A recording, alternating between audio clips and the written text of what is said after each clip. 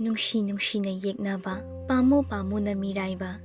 Nungshi nangdi tingkhang oi, thamoi mabu thinbiredo. Sathiraba mahuna saidatledo hanna hanna. Khallubana ama oirakpan ama thokleredo punsi asidasu. Ahing magi matamda okhiba mami aduda mahak leitafam khangkide. Mingsel mangda leptuna loshilamba mikup adudasu okhiba mamida mahak mitpham hongkhide. Halaklaba matamda pena thamoi shokna kapkhibani mahak ado. Magi naitom taraba sangaida thamoi nikna thamoi wana kapchaki pendana.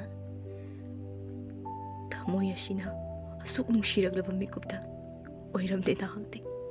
Aigi khwaidagi yeknaba matau karamna punsise punnuna leigani. Nangdi saklon yami. Nangna ibu demon amani khangda khangna. Nungsibu tuna aibu sonthanaba hotnaba. Chumni nangna chumni. Aina lanbani. Aina lanba. Nungsiba yadaba. Aina nangbu khajik nungsiruba sina lanba. Yeknaba tabani. Nungsiba su manghankiba tabani. Nungsiba sina tathikhiba olaklabada nangbu kayam koina leikini nakta. Leichil mahak sumagi asengba khangkre khanglaklabada sorama hondoktuna luchingbabu yenglei. Luchingba masung mamit ira cheni yenglei. Leichil makhatai. Lotnaba hotnabada awaba madi oirambani. Phare nangna khangkhrabani na sidagidi iningtamna leiba phangani. Nangbu yumashida lehenba aina lehenkidrane. Oi yumashida aigi haksu chauna lei. Nangna pangjabagi natra luhongbasa. Honggadoriba mise kanano karino thidoklambe yadabra. Adumna thidoklamda honglamda oirabadi nangna hogsi phamung asida phamna leiribasa phamkhidro. Nahana iphulakda tilamlani. Aina nangbudi hatkiroi. Haibadi nang aigi nupa amoina leiribanina. Male masida leiriba demon singase si hana loina manghanlaba tungda nangdi aigi kuta loigani. Luchingba maso hairai. Aina thidoklamdrabadi nangna ibu haninglabadi karigi luhongbada yarakliba nangsu thidokpa yadabra. Thidoklaba matungni hongleise khangaba. Ningsingliba library sing aduda nangna lephangiba sing ado kawramgani sira. Nangna kawhannabu honakrabasu ai kawkhide. Nangna numituda aibu kankhiba ningsinglibra. Matam aduda aisu isana ngakthokpa hijai. Nangbu kanano yengingbagi aina sinkibani aina ngaktokhidabani. Launamba nangdi araiba hantaramadi oiramdi. Yamna hai yamna shingba. Phai shinglido phai.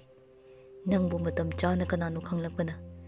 Thamoi asina nangwanda pungpa pungthadringai kanhauredana. Nangsu phai nangna ikanano khange. Aina nang kanano khange. Yare sina phare. Ima pabunggi mangda miyamgi mangda ichamchamna leinasi. Sisina manunggi wani. Aduga aina nang lehaiba atopa hantar amadada sohairoi. Leiriba atopa demon singase tapna manghanduna nangi palisu yorakani.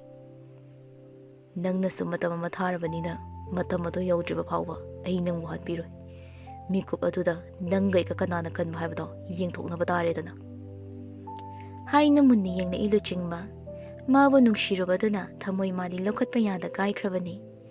Mapan thongda phana nungshidaba wangang amasung thawoidaba matau ullabasu thamoi manade insinba lepte. Konsillo haina. Leichil mahak sumingsel mangaduda leptuna machin ada yengi. Khazik kaidana leiramle nupa masu oi. Makhut makna napthokningi adubu thamoida haikre. Thamoida yahankre madi yeknabi.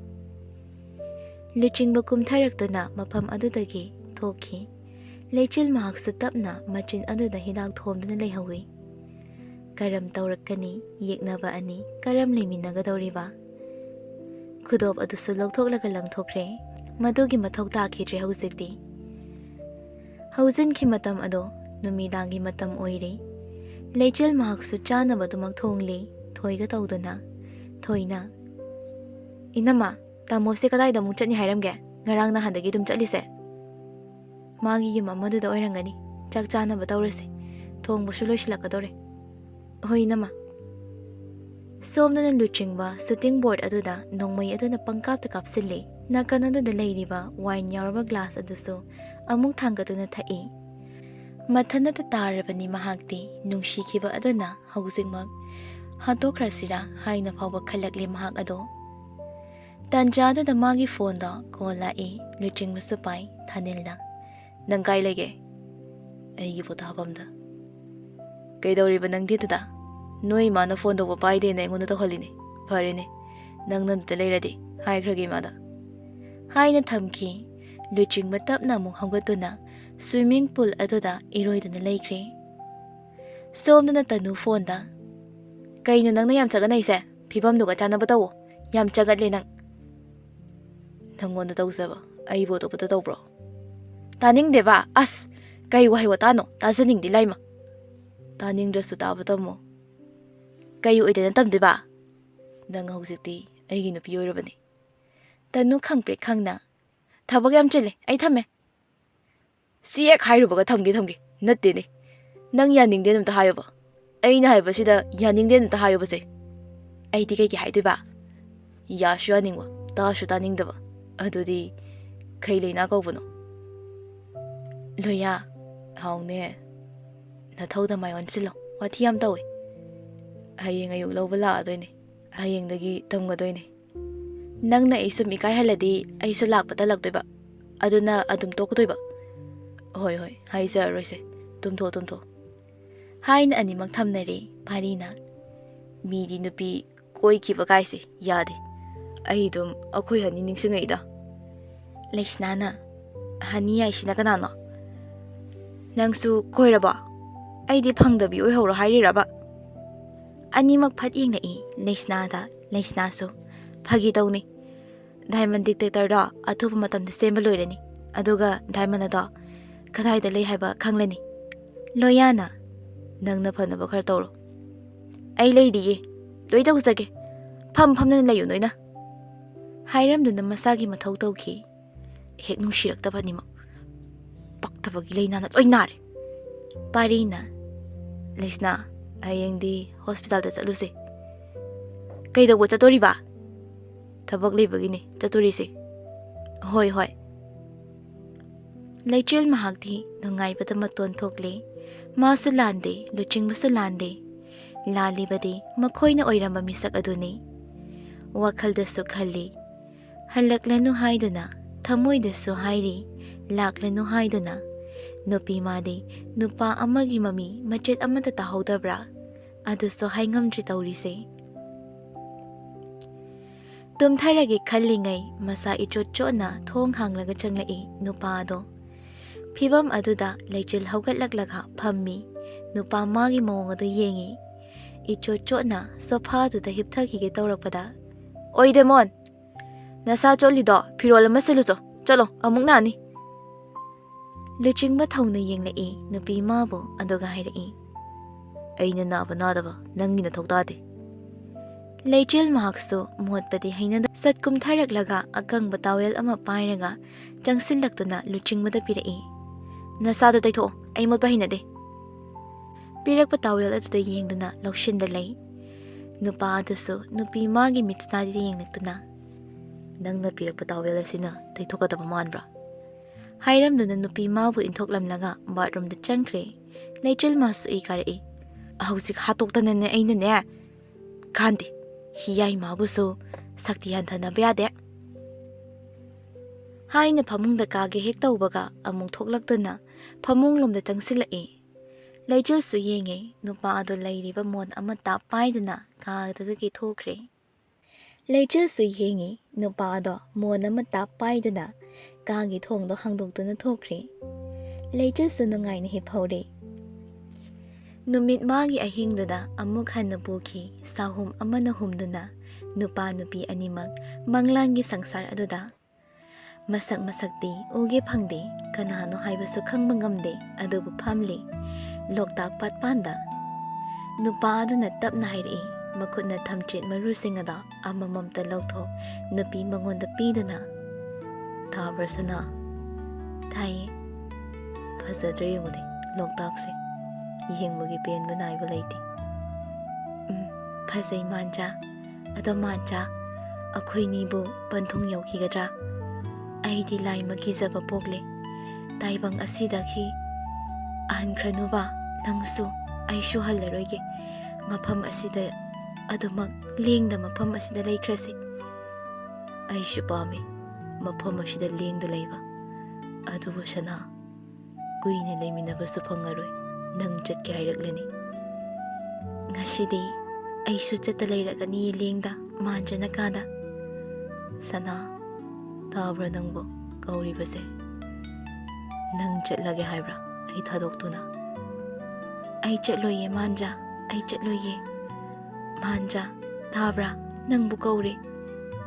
Sana leiramko ai amuk laki nang ngairamko ai bu kaure. Sana ai bu kaure. Leichil mikap thoglai nonga lamle mitlu anisu pirang tana thomduna leiramle.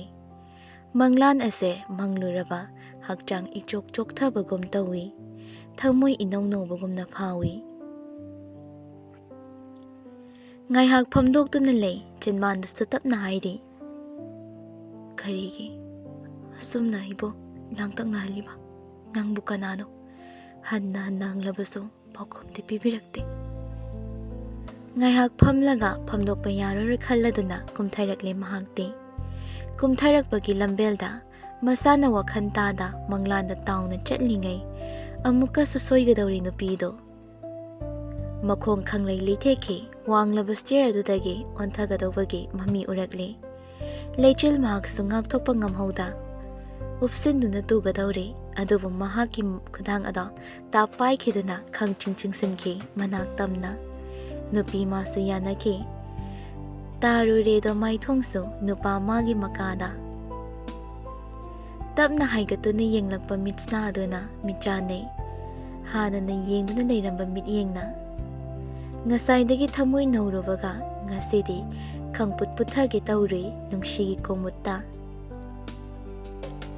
Luchingbasu hongde mitsna nupi mabu ukhidraba mawong aduda adumuk yengduna lei. Aduk nungshiba mityeng nahan makai khanglamde khanglai hausikta nungshiba mityeng. Thamoi inong norakpa matangda makhwangda konuna leiramba pharamba luchingba tapna thadorei. Adumna tawkhrabada nupi mada mamit lauthorakpani nungshina yenglamba mityeng khudakta mabu yengningdaba mityengna onkhre. Maning onduna haithara inupi edo adubu ngakre hiyaina mamit chejet ushilli yamna chetna. Thamoigi asawba khambi maibu hawhandanaba hotnai nupi amasu. Adum leiringa hiyaina. Kaino nang ngawrabo luchingba nupi asibu thadok leise ai leiramdradi kai oirangmani. Leichil mahaksu hiyaidagi khajik tathokladuna lepi. Samni khudangdi leichil mahaki khudangdi nupa mahakna karigidi udani uri haifam khangdaba yu amana phauri nupa mangonda. Masu amuktang mamit animong ushillaga pangthoraktuna hairai. Masagi kongthang masana chekshindabagini. Wahai asimatang hairamduna nupa nupi ani adudagi mayai ado khaidoklamlaga thoki yamna sawba sahunga loinana. Sauribasu oiramgani mitmangda ukhiba thodok aduna nupa ado chatkrabada hiyai tapna leishilai. Kari tawre maana nangbu miraibagi mami aina uriba. Leichil mahaksu asawba ado phazaladuna ai khangde maga ika mari leinade ai luhonglabasu ma kanano khangde haina kumki masu hiyai khombadi harauri thamoida minok tamna nokle ani aduna mirai naraklabada magi dikari da hairuni haraubana mapa naidre. Loya tanubu lawba lagle lambi aduda kolai boski masu paikhalatuna. Hello boss. Ngashidagi demon sing hatpa horo. Demon ne haibadi karam khangani boss. Horen ahing numidangda ai lakani. Wahi aduda loya ngakna. Boss lakani ba. Ai kanano haibasu noida khangandaba yadre. Okay boss. ꯍꯥꯏꯗꯨꯅ ꯊꯝꯈ꯭ꯔꯦ ꯂꯣꯌꯥ ꯍꯔꯥꯎꯅ ꯇꯅꯨ ꯈꯣꯏꯒꯤ ꯊꯣꯡꯒꯥꯟꯗ ꯈꯥꯝꯗꯨꯅ ꯂꯩ ꯇꯅꯨꯁꯨ ꯆꯦꯟꯊꯣꯔꯛꯏ ꯂꯣꯌꯥ ꯊꯣꯡ ꯑꯗꯣ ꯍꯥꯡꯗꯣꯛꯂꯒ ꯇꯨꯃꯤꯟꯅ ꯂꯥꯛꯄ ꯍꯩꯇꯕ꯭ꯔꯥ ꯆꯦꯜꯂꯩꯗꯨꯅ ꯀꯩꯒꯤ ꯇꯞꯅ ꯆꯠ ꯂꯩꯔꯒ ꯅꯪꯅ ꯌꯦꯡ ꯂꯩꯕꯗꯣ ꯇꯟꯕ ꯊꯧꯔꯣ ꯅꯪꯅ ꯇꯝꯗꯣꯏ ꯅꯠꯇ꯭ꯔꯣ ꯑꯩꯅ ꯇꯝꯕꯤꯔꯗꯤ ꯀꯅꯥꯅ ꯇꯝꯕꯤꯗꯣꯔꯤꯒꯦ ꯂꯩꯁꯅꯥ ꯇꯝꯍꯟꯁꯦ ꯃꯥꯗꯤ ꯊꯕꯛ ꯆꯠꯈꯤ ꯀꯩꯅꯣ ꯑꯩꯈꯣꯏꯅꯤ ꯈꯛꯇꯔꯣ ꯑꯩꯈꯣꯏꯅꯤ ꯈꯛꯇ ꯑꯣꯏꯗꯣꯏꯔꯣ ꯕꯤꯜꯗꯤꯡ ꯃꯊꯛꯇꯨꯗ ꯉꯝꯖꯗ꯭ꯔꯦ ꯑꯗꯨꯗꯤ ꯂꯥꯛꯀꯅꯤ ꯇꯝꯕ ꯍꯧꯔꯨꯔꯗꯕꯅꯤ ꯍꯥꯏꯅ ꯂꯥꯛꯈ꯭ꯔꯦ ꯑꯅꯤꯗꯣ ꯁꯣꯝꯗꯅ ꯄꯥꯔꯤꯒ ꯂꯩꯁꯅꯥꯒ ꯍꯣꯁꯄꯤꯇꯥꯜ ꯇꯝꯅ ꯂꯥꯛꯏ ꯂꯩꯆꯜꯁꯨ ꯍꯣꯁꯄꯤꯇꯥꯜ ꯆꯠꯄ ꯍꯧꯒꯗꯧꯔꯕꯅꯤ ꯑꯗꯨꯕꯨ ꯉꯁꯤꯗꯤ ꯅꯥꯏꯠ ꯇꯥꯏ ꯄꯥꯔꯤꯅ ꯎꯗ ꯀꯨꯏꯔꯤꯅꯤ ꯍꯣꯁꯄꯤꯇꯥꯜꯁꯦ ꯀꯨꯏꯔꯝꯃꯅꯤ ꯌꯥꯝ ꯀꯨꯏꯔꯝꯃꯅꯤ ꯃꯐꯝꯁꯤ ꯌꯧꯔꯛꯄꯗꯒꯤ ꯑꯩ ꯉꯥꯎꯗꯣꯔꯤ ꯑꯝꯇ ꯉꯥꯎꯔꯛꯈꯤꯅꯨꯀꯣ ꯑꯩ ꯁꯦꯟꯅꯕꯒ ꯉꯝꯃꯣꯏ ꯍꯥꯏꯅ ꯑꯅꯤꯗꯣ ꯆꯪꯃꯤꯟꯅꯔꯛꯂꯦ ꯂꯩꯔꯤꯕ ꯒꯥꯔꯗꯦꯟꯒꯨꯝꯕ ꯂꯝꯄꯥꯛ ꯃꯆꯥꯗꯨꯗ ꯅꯔꯁꯁꯤꯡꯅ ꯆꯪꯗꯨꯅ ꯁꯥꯟꯅꯍꯜꯂꯝꯃꯤ ꯃꯌꯥꯝ ꯑꯗꯣ ꯑꯗꯨꯝꯅ ꯃꯈꯣꯏ ꯑꯅꯤꯅ ꯂꯦꯞꯇꯨꯅ ꯌꯦꯡꯂꯤꯉꯩ ꯃꯅꯤꯡꯗꯒꯤ ꯑꯣꯄꯥ ꯇꯞꯅ ꯀꯧꯔꯛꯄꯅꯤ ꯈꯣꯟꯖꯦꯜ ꯑꯗꯣ ꯄꯥꯔꯤꯁꯨ ꯂꯩꯊꯣꯔꯛꯏ ꯅꯨꯄꯥ ꯑꯃꯒ ꯂꯦꯞꯂꯝꯃꯤ ꯅꯨꯄꯤ ꯑꯗꯨ ꯅꯣꯛꯇꯨꯅ ꯅꯪꯒꯤꯁꯨ ꯅꯨꯄꯤ ꯑꯃ ꯂꯩꯔꯕꯣ ꯇꯨ ꯑꯩꯁꯨ ꯅꯨꯄꯥ ꯑꯃ ꯀꯣꯏꯔꯦ ꯅꯪꯅ ꯍꯨꯟꯗꯣꯛꯂꯝꯂꯕꯅꯤꯅ ꯆꯤꯟꯕꯤꯅꯕ ꯂꯩꯇ꯭ꯔꯕ ꯂꯩꯔꯥꯡꯁꯦ ꯃꯥꯅ ꯈꯨꯡꯒꯠꯂꯒ ꯆꯤꯟꯈ꯭ꯔꯦ ꯑꯩꯈꯣꯏꯅꯤꯒꯤ ꯏꯆꯥꯁꯨ ꯌꯥꯎꯔꯦ ꯇꯨ ꯄꯥꯔꯤꯅ ꯀꯩꯅꯣ ꯍꯥꯏꯁꯦ ꯅꯪ ꯅꯨꯄꯥ ꯑꯇꯣꯞꯄꯒ ꯂꯨꯍꯣꯡꯉꯕ ꯁꯤꯅꯤꯍꯦ ꯅꯪ ꯎꯅꯒꯦꯅ ꯂꯥꯛꯑꯕ ꯅꯨꯡꯉꯥꯏꯅꯒ ꯅꯨꯄꯥ ꯑꯃꯒ ꯂꯨꯍꯣꯡꯉ ꯂꯩꯔꯝꯃꯤ ꯑꯩꯕꯨ ꯋꯥꯔꯧꯅꯣ ꯅꯪꯒꯤ ꯅꯨꯡꯁꯤꯕ ꯏꯐꯝꯗꯗꯤ ꯐꯒꯤ ꯑꯣꯏꯔꯝꯂꯦ ꯅꯪꯒ ꯑꯩꯒ ꯂꯝꯗ ꯄꯨꯟꯗꯦ ꯀꯣꯔꯤꯌꯥꯗ ꯌꯨꯝ ꯄꯥꯟꯕ ꯌꯥꯔꯝꯗ꯭ꯔꯦ ꯑꯩꯗꯤ ꯑꯗꯨꯅ ꯑꯁꯤꯒꯤ ꯑꯃꯨꯕꯁꯤꯗ ꯇꯥꯔꯦ ꯋꯥꯔꯧꯒꯅꯨꯀꯣ ꯑꯣꯄꯥ ꯗꯣꯟ ꯕꯤ ꯃꯤꯁꯑꯟꯗꯔꯁꯇꯨꯠ ꯍꯥꯏꯅ ꯃꯊꯣꯡ ꯃꯔꯝ ꯈꯪꯗꯕ ꯏꯪꯂꯤꯁ ꯑꯃ ꯂꯣꯟꯁꯤꯜꯂꯝꯃꯒ ꯍꯥꯏꯗꯨꯅ ꯆꯠꯈꯤ ꯅꯨꯄꯥ ꯑꯗꯨꯒ ꯄꯥꯔꯤꯅ ꯍꯅꯤꯌꯥ ꯑꯁ ꯑꯩ ꯀꯞꯅꯤꯡꯉꯦ ꯂꯩꯁꯅꯥꯅ ꯂꯋꯥꯏ ꯑꯗꯨꯗ ꯈꯨꯞꯄꯥꯛ ꯑꯗꯨꯅ ꯊꯥꯖꯤꯜꯂꯛꯏ ꯌꯥꯝ ꯄꯛꯇꯕ ꯅꯪ ꯂꯥꯏꯌꯦꯡꯗ꯭ꯔꯗꯤ ꯌꯥꯔꯔꯣꯏ ꯂꯩꯍꯧꯔꯣ ꯃꯐꯝꯁꯤꯗ ꯄꯥꯔꯤ ꯇꯞꯅ ꯑꯩꯒꯤ ꯀꯥꯏꯔꯕ ꯊꯃꯣꯏꯁꯦ ꯅꯪꯅ ꯃꯦꯟꯈꯠꯄꯤꯕ ꯉꯝꯒꯗ꯭ꯔꯥ ꯇꯞꯅ ꯌꯦꯡꯂꯛꯏ ꯂꯩꯁꯅꯥꯗ ꯑꯩꯒꯤ ꯊꯃꯣꯏꯁꯤꯒꯤ ꯃꯄꯨ ꯅꯪꯅ ꯑꯣꯏꯕ ꯉꯝꯒꯗ꯭ꯔꯥ ꯍꯥꯏꯌꯨ ꯂꯩꯁꯅꯥꯁꯨ ꯇꯧꯔꯛꯂꯤꯕ ꯃꯇꯧ ꯑꯗꯨꯗ ꯏꯌꯥ ꯏꯌꯥ ꯇꯧꯗꯨꯅ ꯀꯩꯅꯣ ꯑꯩ ꯐꯀꯤꯔꯣ ꯑꯁꯦꯡꯕ꯭ꯔꯣ This is not a joke, Leisna. I am serious. I love you. Leisna khangna maning oduna chenkre. Parisu thanarei. Ngai khomi Leisna. Leisna di hanna yenglamda grong chenki. Thoina. Inama. Imana tamona leiba mafamdo aduda nang sumta puraga chatloye. Chatluse. Ai talida chatpa. Kaigya yam ti fajaban laoba.